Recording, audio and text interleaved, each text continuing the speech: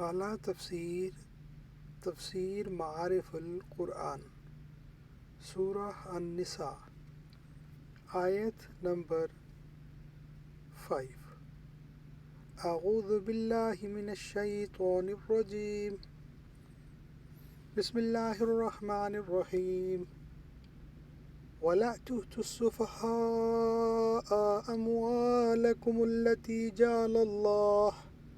جَعَلَ اللَّهُ لَكُمْ قِيَامًا وَارْزُقُوهُمْ فِيهَا وَاكْسُوهُمْ وَقُولُوا لَهُمْ قَوْلًا مَّعْرُوفًا۔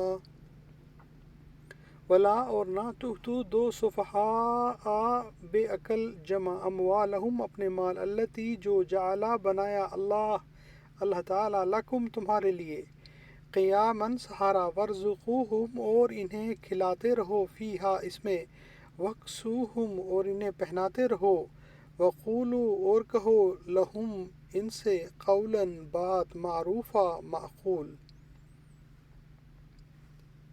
اور مت پکڑاؤ بے عقلوں کو اپنے وہ مال جن کو بنایا ہے اللہ تعالیٰ نے تمہارے گزران کا سبب، اور ان کو اس میں سے کھلاتے اور پہناتے رہو اور کرو ان سے معقول بات۔ گزشتہ آیات میں یتیموں کے مال ان کو سپرد کر دینے اور عورتوں کے مہر ان کو ادا کرنے کا حکم گزر چکا ہے، جس سے بظاہر یہ مستفاد ہو سکتا ہے کہ یتیموں اور عورتوں کا مال بہرحال ان کے حوالے کر دینا چاہیے، خواہ ان کو معاملات کا سلیقہ بھی نہ ہو اور وہ اپنے اموال کی حفاظت پر بھی قادر نہ ہوں۔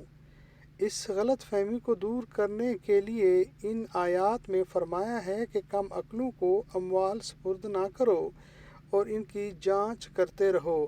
جب اموال کی حفاظت اور ان کے مصارف کی سوجھ بوجھ ان کے اندر محسوس ہونے لگے تو اموال ان کے سپرد کر دو۔